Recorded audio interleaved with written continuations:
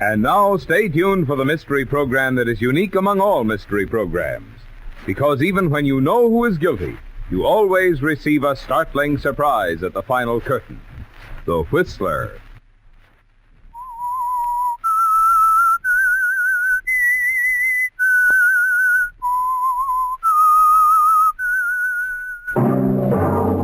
Signal, the famous Go Farther gasoline, invite you to sit back and enjoy another strange story by The Whistler.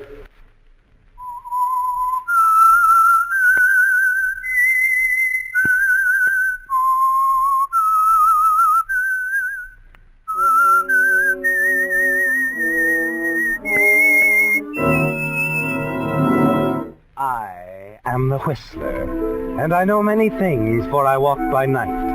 I know many strange tales hidden in the hearts of men and women who have stepped into the shadows. Yes, I know the nameless terrors of which they dare not speak. And now for the Whistler's strange story, Shakedown.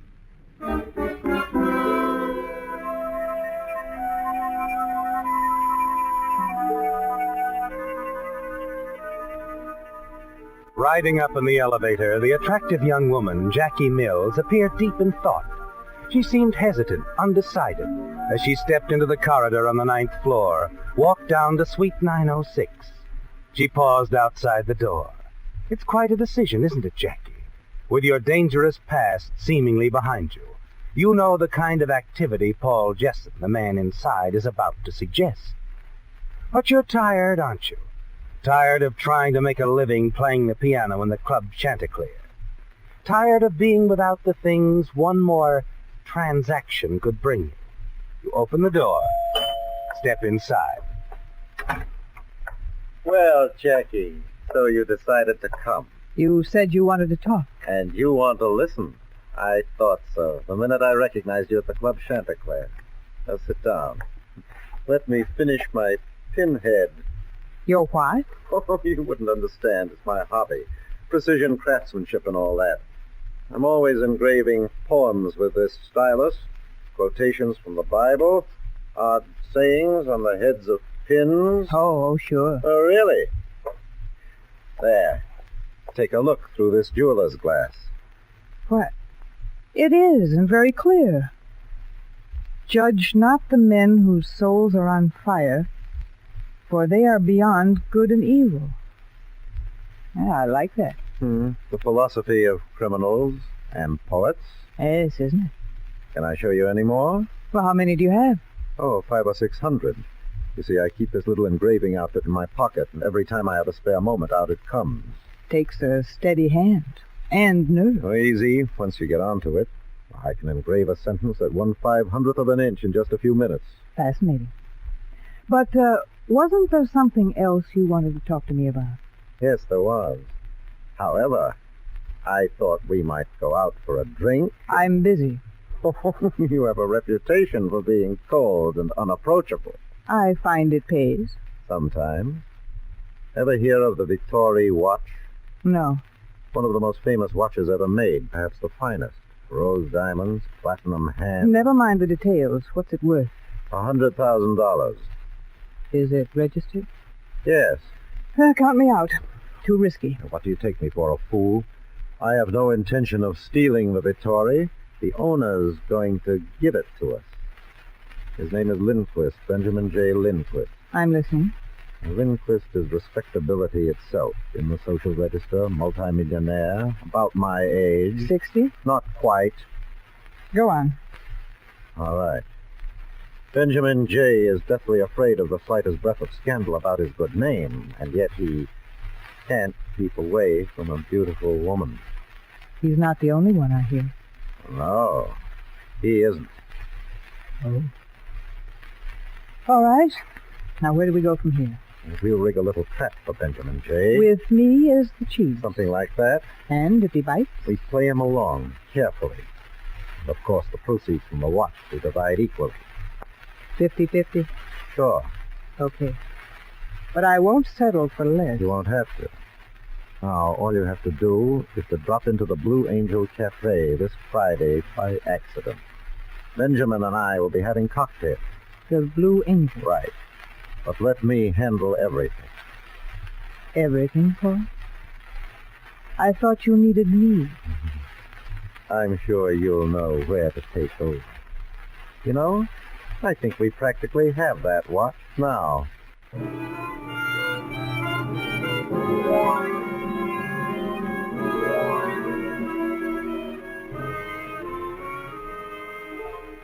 It's an interesting situation, isn't it, Jackie?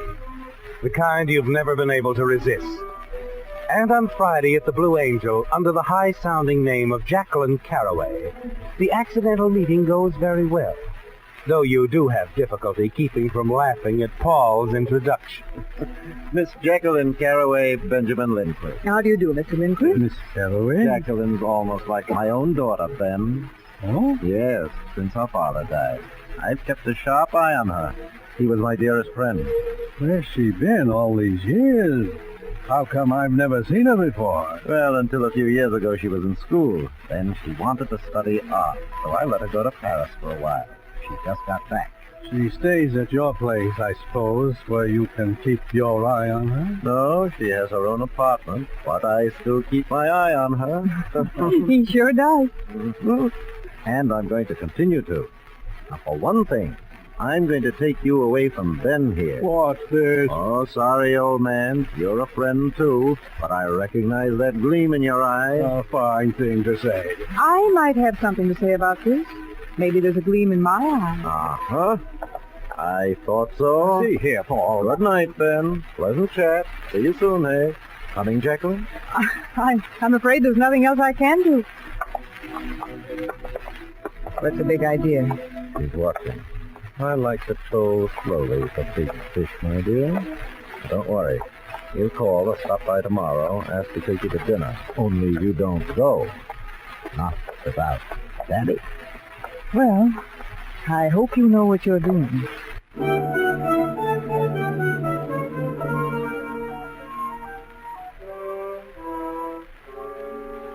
But Paul does know, doesn't he, Jackie?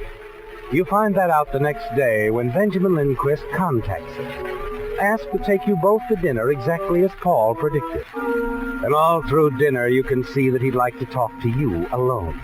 Only Paul doesn't give him the opportunity. Not that night or the next.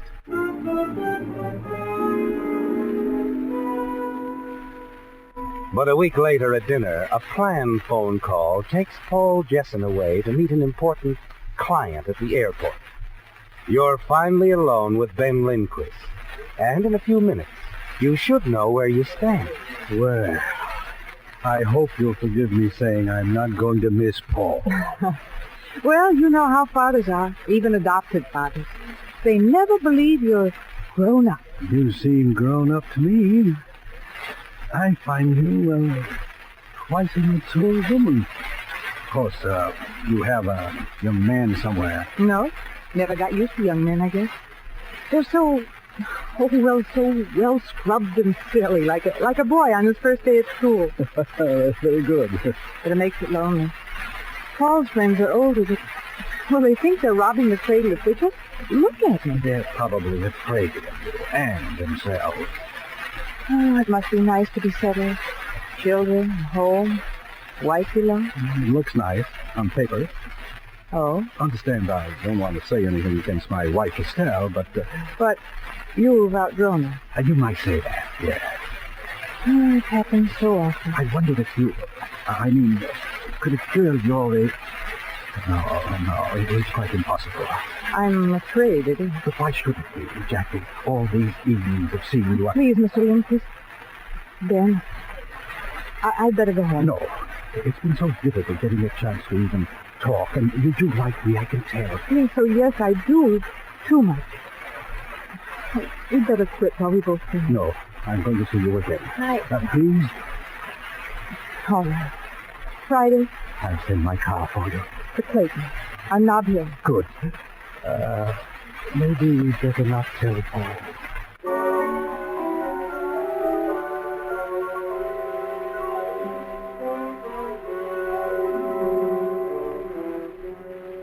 Paul understands perfectly later that evening at your apartment, doesn't he, Jackie?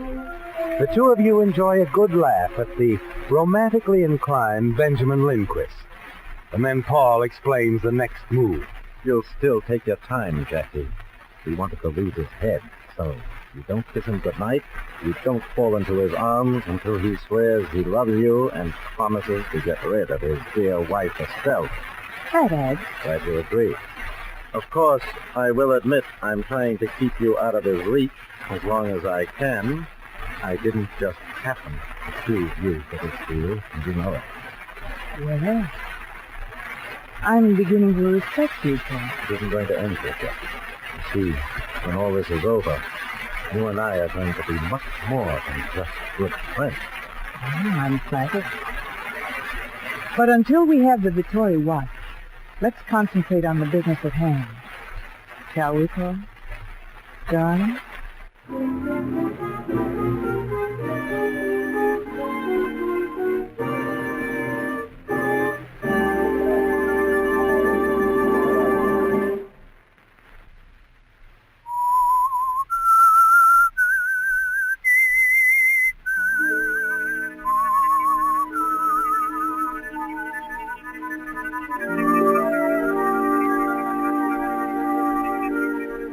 Well, Jackie, it's going well, isn't it? Ben Lindquist, infatuated as a schoolboy. And surprisingly, the slick, smooth Paul Jessen actually in love with you.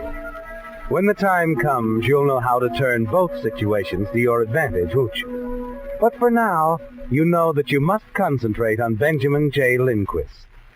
You play it very warm and friendly during the next few weeks, but still manage to make Ben keep his distance. Then you and Paul decide that it's time to move in for the kill. And so one night after a quiet dinner at an outlying supper club, as you and Ben Lindquist are sitting in his car in front of your apartment. Ben, where are we going? You and me? I don't understand. You don't know what I want to hear? What any woman wants to hear? That I love you? Is that what you mean? Is it what you mean? Of course. Oh, I'm glad. Ben, what do you intend to do about Estelle, your wife? That's a big problem, Jackie. Yes, it is. But you'll have to solve it. Or do you love me enough to want to marry me? You know I do.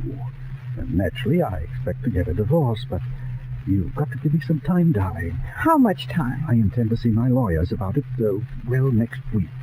Divorce is serious business. So is love, Ben. You know, Ben, this way it isn't fair to any of us. Not to me, your wife, or even you. Jackie, please. I'm here. You want to kiss me, don't you? Yes. It's all right, darling. It's all right. Because I'm going to say goodbye to you, Ben. Now. Oh, Jackie. Goodbye, Ben. I'm not going to see you anymore. I'm not going to see you again. Oh, Jackie. Jackie!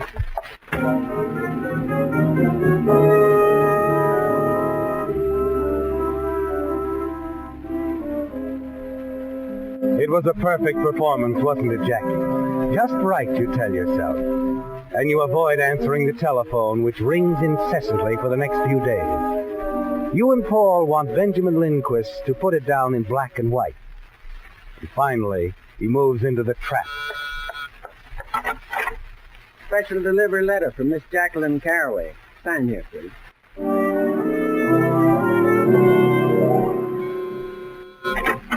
I'm looking for a Jacqueline Caraway at Western Union. Yes? I got some flowers for you in a telegram.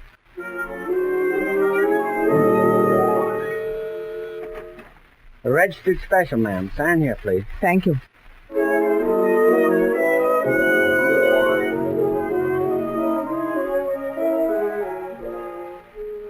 You've played your part well, haven't you, Jackie? And now it's time for the last scene before the final curtain, the shakedown. Paul is to handle this part, while you remain in your bedroom, supposedly suffering from a nervous breakdown. A few days later, Paul comes over and phones Benjamin Lindquist. Ben hurries over to your apartment. Paul, I came as soon as I could. How is she? Not very well. Come inside. Is there anything I can do? Yes, there is. Go in to see her, take her in your arms, and tell her you're going to marry her. Oh, you know I can't very well do that. I was just carried away. You understand these things, Paul. Understand? Ben, this is desperate. You deliberately led her on, told her that you loved her, that you'd get a divorce and marry her. Yes, I was wrong, but aren't we making too much of it? Are we? Go in and look at her, and then tell me that. Oh, she'll get over it. Find a nice young fellow. I'm, much too old for her. You weren't too old a month ago. Nor are you now too old to be taught a lesson. I'm going to let your friends see those letters you wrote her, your business associates, the public if necessary. I'll make you a laughingstock. No, you can't do that. There's my wife and my sons to consider. The scandal. Paul, you know I have positions of trust. Look, I'm a wealthy man. Perhaps Jacqueline has never wanted for money. She was well provided for by her father. You don't seem to understand, Ben. A girl's in love. She only wants you. Paul, I can go to Estelle about this. There was,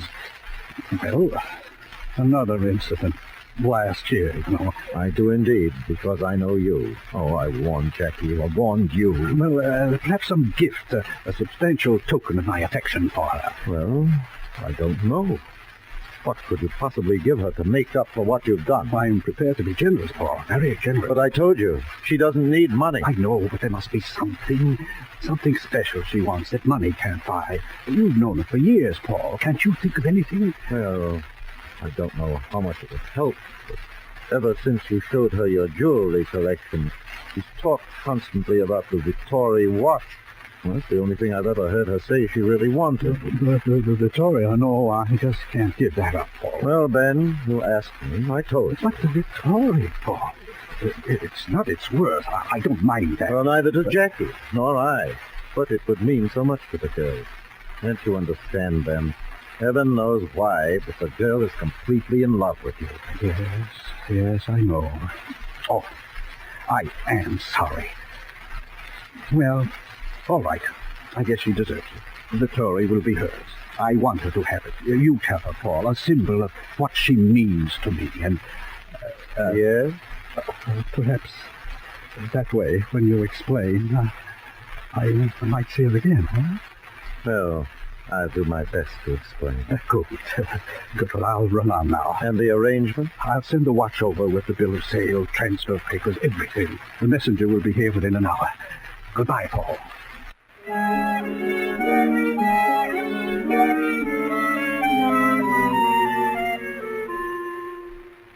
You heard it all, but you've won, haven't you, Jackie?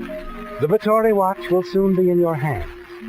And you and Paul enjoy your biggest laugh to date as he recounts Benjamin's sly hopefulness towards seeing you again when you're over your nervousness. And Paul takes you to dinner by way of celebration. You agree to meet at his office the following afternoon. Well, Jackie, how do you feel? Not even a hangover. Wish I could say the same. Sit down. Well, anyway, the Victoria is safe and sound in the vaults. Good. How soon do we sell it? It'll take about 2 weeks to get top price. I guess I can stand it that long. Oh, will it feel good to have money? Do you still plan to split? What do you mean? Oh, I thought we might keep it in the family. We might. Eventually. What's the matter with immediately? We could get married in Vegas. I'd like to have time to think it over. What for? Well, a girl needs time to make up her mind. Now, stop it. You can't pull that act on me. I've watched you, remember. You don't sit around daydreaming, batting your eyes in innocence. Paul, please, let's not... I'm not going to be another Benjamin Lindquist, Jackie. You're going to marry me, understand? Since you're getting nasty, you might as well wake up to the fact that if I wanted to marry a man your age, I could have done it a long time ago. Okay. Now we understand each other. I hope so. You've got 2 weeks to sell the watch. Don't take any longer.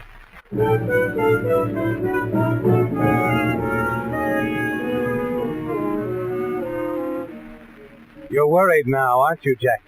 Because you're forced to watch Paul. On Friday, exactly 2 weeks later, you rush up to his office, determined to demand a settlement of your agreement. Ninth floor. You walk down the corridor to suite 906, Paul Street. You open the door Enter. Inside, you see a man moving the furniture and listing each item. Is Mr. Jetson? I should back any minute. May I ask why you're itemizing Mr. Jetson's office furniture? We're removing it, ma'am, early Monday morning. Jetson's put in storage. Well, that's his pleasure. Say, if you're still here when Mr. Jetson gets back, tell him we'll make the pickup first thing Monday. Yes, I will.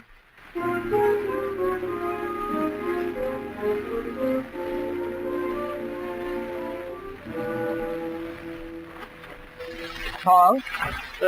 Jackie, glad you're here. Hope you've forgotten our episode. I have great news. A Swedish collector has offered us $100,000 for the Victoria. He'll cable the money Monday. On Monday? Yes, just drop over here at the office Monday afternoon. I'll take the watch now. What? Why? Because I've done and it's leaving. For Jackie? I talked to the man from the moving company. Oh, Come on, Paul, give me the watch.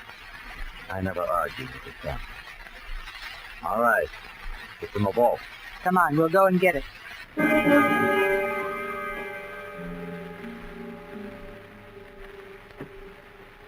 Now, get in there and get the watch and the ownership tape. I'll wait out here. And don't forget, I'll be waiting with a gun. Who's that? I don't know. We'll stay in there. Don't shut the vault door. You don't know the combination. I might suffocate. I'll scribble the combination down. What is it? 3 left, 10 right, 4 left. 3 left, 10 right, 4 left. Yeah. Now, while I see who dropped in on us, just find the Victoria. Oh, hello. I'll just be a minute. What are you doing? Building engineer sent me up to check the thermostat. Seems to be all right, though. Well, I hope so. We're expecting an important client. Don't worry. I'll be out of here in no time, man. Just a little fixing here. I'll be through in a few minutes.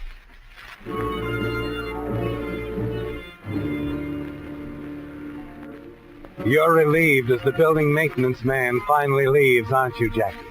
And you hurry back, open the heavy door to the vault again, still covering Paul with your gun.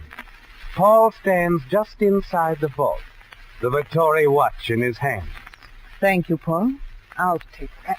Jackie, you know you can't finish this job without me. Oh, stop it. I'm not trying to commit the perfect crime, Paul. Sooner or later, the police will trace me to this place, but it'll take a little time. And that's all I need. Just a little time to get out of the country. Jackie, you can't get away with this. Oh, can't I? Today's Friday. They won't open this vault until Monday. By that time, you won't be able to tell anybody anything. Jackie! And that'll give me 2 days to disappear from the face of the earth. You've been around me enough to know that I can do it. Goodbye, Paul. And thanks for everything.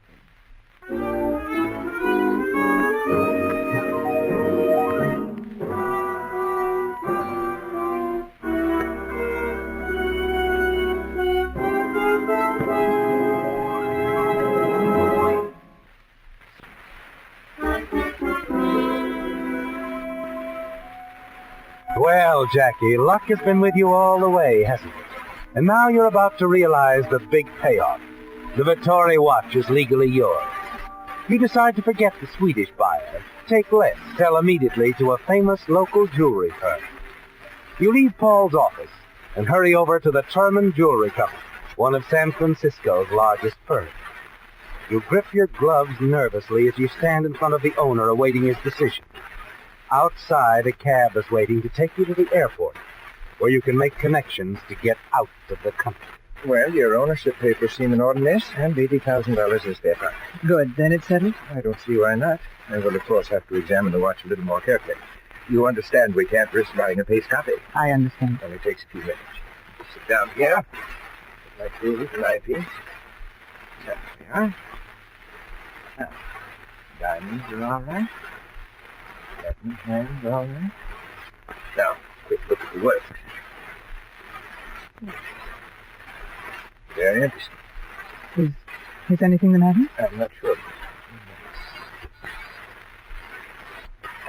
Mr. Cullen? Yes, I do. Mr. Hope here is our store detective. I'm going to ask him to watch you while I call the police. The police? Yes, I'm going to send them over to the Hopkins building. What about the watch? Why should you... Well, this may merely be some practical joke, Miss Calloway, but I'm afraid we'll have to check. You see, there's a new inscription inside here, signed by Paul Jesse.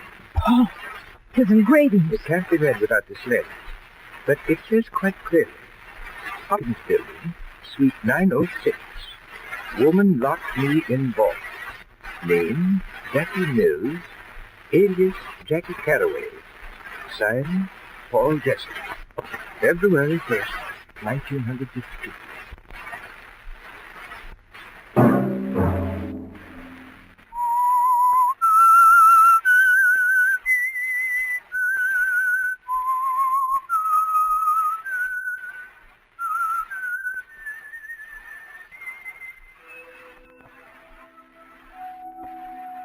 Let that whistle be your signal for the Whistler, each Sunday night at this same time.